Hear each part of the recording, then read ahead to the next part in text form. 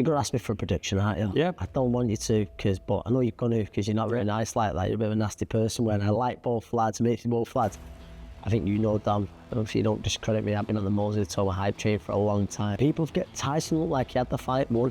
It looked like he had the fight won by the halfway stage, didn't it? And he was hurting Usyk a little bit. And did he switch off? Yeah, he did. Think, with the age in the houses, but he looked fitter than ever. Yeah. I'm going to go for repeat. But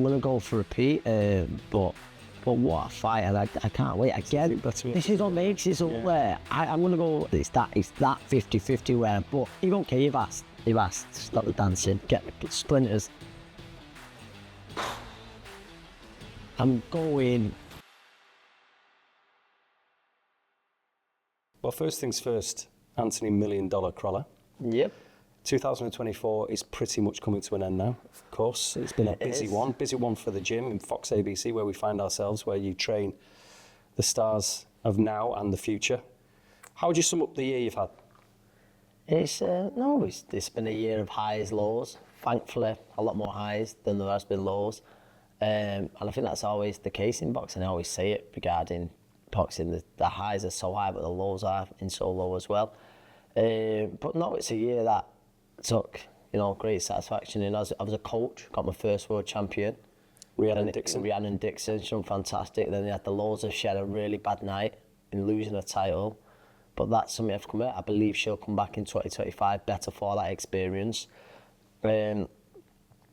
Obviously, my younger brother, he's had a fantastic year. He's continued his KO streak. A gym full of fighters. Listen, I could go through them all, so I don't want to mention him first. But then even like the weekend now, just over in Waterford, I've had Owen Lavin, who's had an active year. He's improving all the time, Owen. Been great. And what's been frustrating for 12 months for them, the Croft twins, Johan and Garen, very professional debut, both won in the first round. I believe there's a great chance those kids could be stars. So it's good to finally get them off and running. But yeah, no, I could go through all the fighters, but no, all in all, a very good year. You have got fighters in here at the very, very start of their professional careers. You've got some experienced, seasoned guys like Robbie Davis Jr. That's, yeah. So it's a real mix, though. It's a real kind of interesting mix here, isn't it? In Belfast, it is. Also, like you say, I've got fighters at the tail end of their career. I've got fighters at the very start, so they all help. Like, for instance, Robbie helped me out massively weekend because I was late to Dublin, Waterford.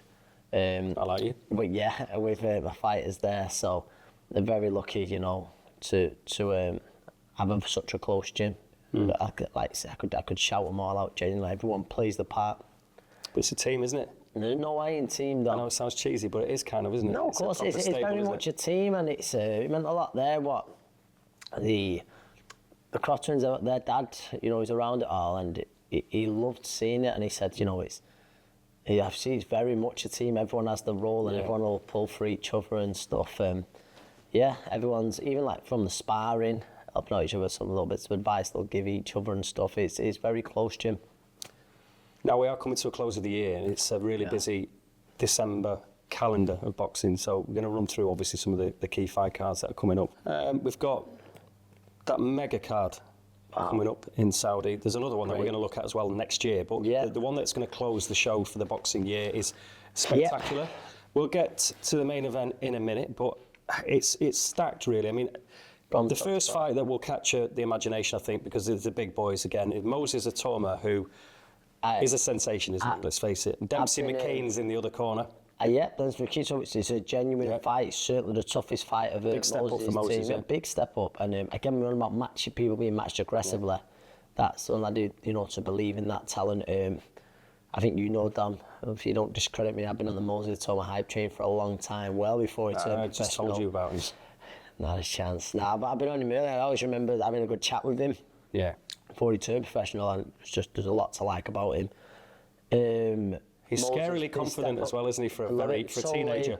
So laid back, with confidence, and he's getting better. I think he's turning 20 actually now. I said something a bit back. I was on air on one of his fights, and I said, there's this thing, the record's not going to get broke because of politics and the backlog of fighters going through about him winning a title before. Or it's unlikely. It's unlikely. I just think there'll be too much of a backlog. But if they was to let him loose and go, do you know what, off you go, and the fights could be made, I wouldn't be shocked if he did break that record. I wouldn't be, and if he didn't, he wouldn't fall short by much. Do you know, I think he's that good, Dom. I think he's that good. So what happens on this one? Yeah, 'cause he's a decent lad. Good fighter. Good fighter. That was the Olympian himself. But I think Atoma wins, and I think he wins comfortably, and he gets the stoppage. It's a step up he's more than ready for. Low McGregor. Isaac Lowe versus Lee McGregor. So you know what? I think this is a great opportunity for both lads. I know Isaac, certainly not disrespecting him here, because his game as they come. He's a good mate of Tyson's. He's on this card, and Lee's been handed this opportunity basically to fight Isaac, and it's a great fight for him. I think I always say really, there's a point where Lee looked like a certain world champion at one point. And I just think making the weight call with him, I'm pretty certain of that. That's what I say. Like now, you look at him and think, how did he ever make that weight? No.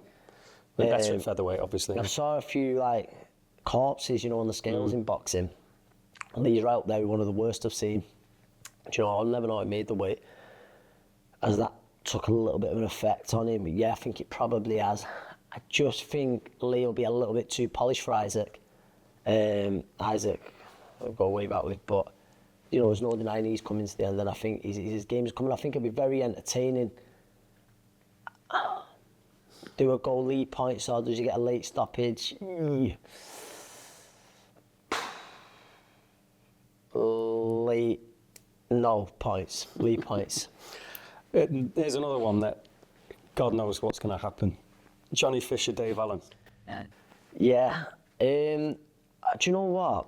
To be honest, I think Dave looks in a good shape, good place. I think you can't help but appreciate someone like Dave. He's a bit of a folk hero, isn't he, in British boxing? Yeah, and cracking lad. Yeah, he's good. Well, they're both Johnny Fisher. Johnny sounds as well.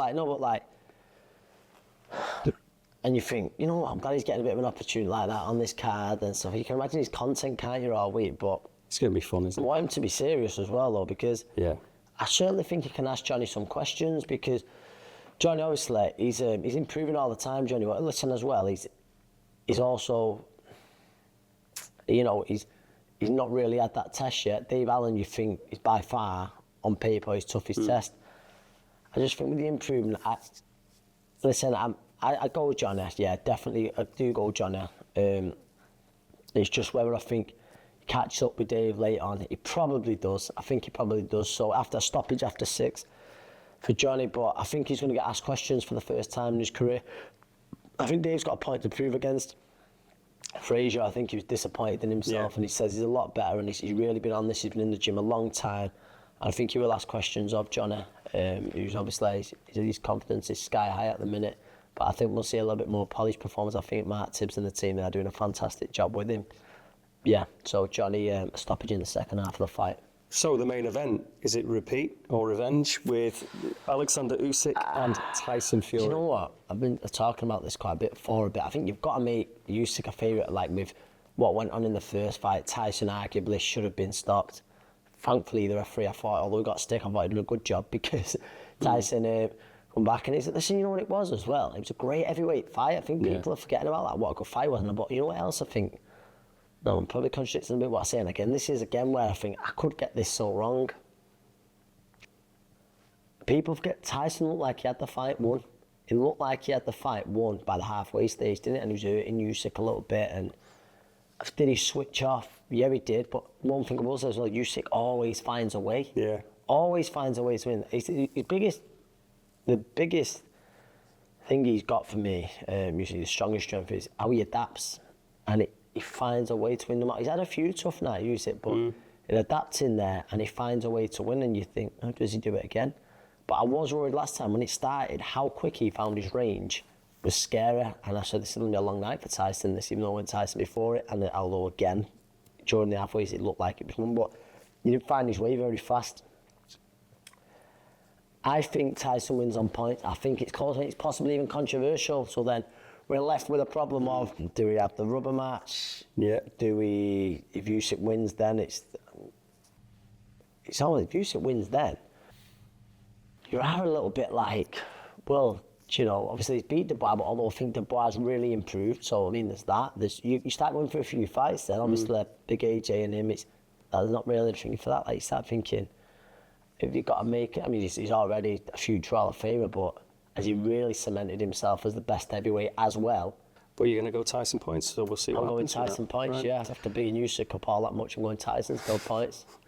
We're going to have a quick look as well at what's been called the best card ever by some people. By some people, they literally has got that kind of hyperbole around it. Unbelievable. And this is obviously another rematch in Beterbiev and Bivol, which was an absolute technical, it was brilliant fight, wasn't it? Unbelievable. To see two guys right at the top of the game. One of the fights of the year where, I said this, both fighters, you didn't see in a fight where their head's getting rocked about and stuff, or people going down. Not that much, but for a fight where not many clean shots landed, and there's something, it was just brilliant. It was a purist fight, wasn't it? Oh, it was unbelievable. And people even who were just sort of not hardcore boxing fans, that they were saying what a great fight was, because you could just appreciate the skill level. And I thought Beterbiev won. I thought I definitely won last time. I know some people had it controversial. Some people even said it was a robbery, which I thought was mental. I thought Beterbiev definitely won. And I was... It's interesting though, isn't it? Because so many people thought Bivol had done it. Yeah. And I'm not talking about like robbery, I think one of the reasons we've probably seen it again is because I think Mr. Kalishik himself, I think he was the thing that Bivol won that fight. And I just didn't see it. I thought the sustained pressure of Beterbiev, you just couldn't overlook that, although Bivol had his moments. I'm a big Bivol fan as well. And with Beterbiev, you think, with the age and the houses, but he looked fitter than ever. Yeah. I'm going to go for repeat. But what a fight, and I can't wait. Again, this is what makes it so rare. I'm going to go Beterbiev repeat. But again, it's one of them where you won't be slightly surprised if could age finally catch up with him, and if Bivol just a step ahead, who knows? But yeah. But you're going points, I presume, then? Yes, I am. Yeah. Right, well, I mean, you can think about an ACCA for this card as well. I know it's a little way off, but in terms of it's a tough one because of go on. This, when we talk about it being the card of the century or whatever. I mean, if you start off, there's other heavyweights involved in Big Bang and Caballel. Caballel's do you know what? I don't want to say this because there's a little bit where I think a certain Mr. Martin McCauley's been a bit hard done by it. Where I'm hoping, I don't know what opportunity is going to come up for him. Where I'm hoping it has. I'm sure it will do because the new final eliminator has been ordered, so we'll be ahead of them, and rightfully so, because both Caballel and Zhang, they both pulled out a fight in the big Congolese man, didn't they? I'm right in saying that they did. I think so, There was both. It was ordered between both, and both pulled out. And now they're fighting each other.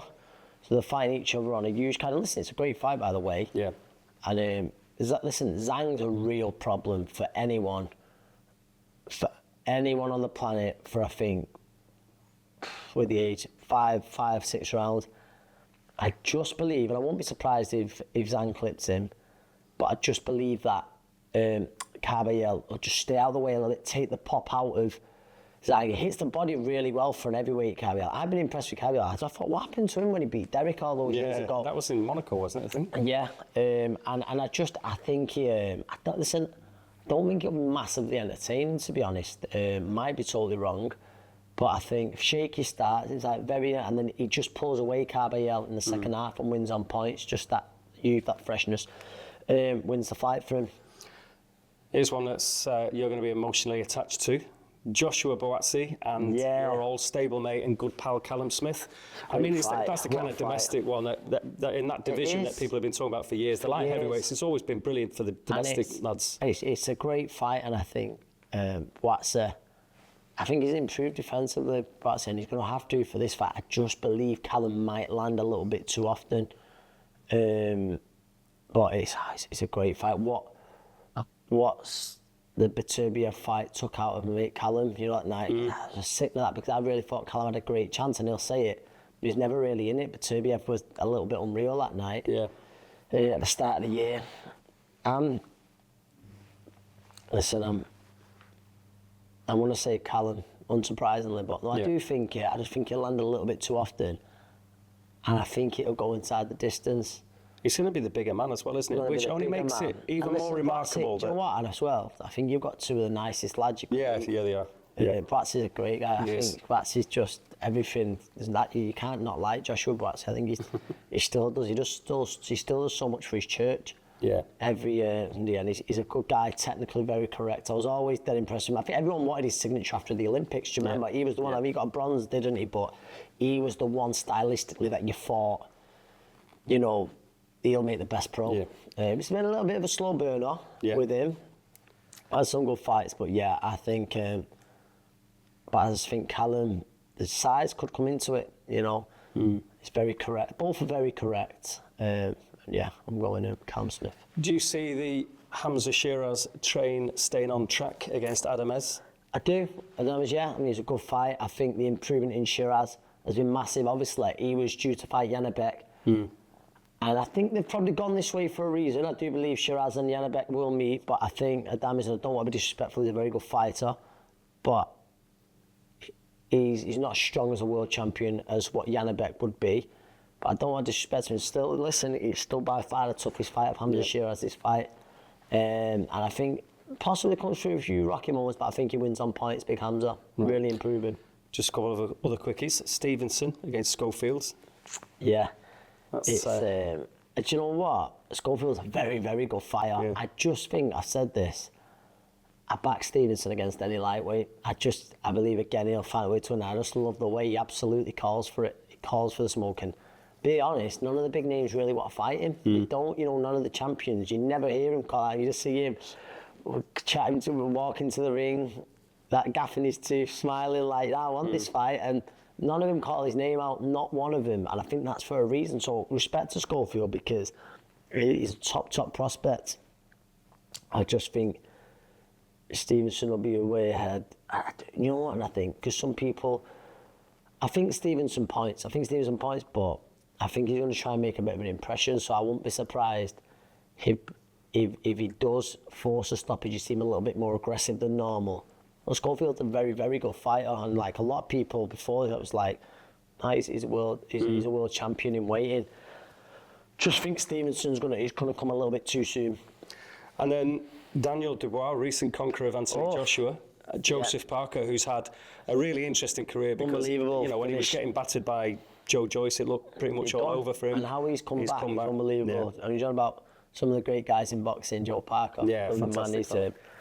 I said this though for a bit. Daniel Dubois that night he beat Joel Miller. It was a big turning point in his career, I think. Overcome a lot of things, he had to come over a little bit of adversity. And if he was a quitter like people were saying, he probably could have quit that night. He come through the fire. Then that continued with Hrgovic, and against Big AJ, it was ruthless performance. I say this all the time. Over in the 5-10 seconds before the stoppage, where it looked like he had a good shot and he go from a bit. I don't know how badly Dubois was. I don't think he was because he found his feet straight away. But I think he certainly got his respect. It was unfortunately it was a bit of a beating. Let's be honest, it was a little bit of a beating. I think it was a tough fight for Andy Joshua where. He's improving all the time, I think. Don Charles has done an amazing job. Our mate, Kieran Farrell, great addition to the team. I think he's getting better. I don't think Dubois got the credit for the success he had against Usyk as well. And I think, listen, if it was a fight again, I think it'd be a much tougher night for Usyk. Not without his controversy, of course. I think Daniel will catch up with Parker. And I think he gets the stoppage. There you go. Well, that's pretty much wrapped up every bit of action between now and February. All the big stuff anyway. There's plenty more that we can have a go at. And so what's the ACCA? Do you want the ACCA? Yeah. So for this week? Or for the Fury card? Saudi card. I'm going to give you an ACCA where I could easily get them all wrong. Tyson points, McGregor stoppage, Fisher stoppage. There you go. And Big Moses stoppage. Right. So what's Christmas like then now, Anthony? No more fights for you this year? No more? No. Do you know what? I love boxing, you know, but yeah, thankfully, really. Might be going over to the Kingdom. Yep. Just waiting to hear for that card. If not, I'll still be in the gym because there'll be fighters fighting in February. It soon comes round, so I'll still be in the gym. But that's the end of the action for any fighters, and until the new year. And I'll just be planning for 2025, Dominic. There you go. Happy New Year. Happy New Year. Merry Christmas and a Happy New Year.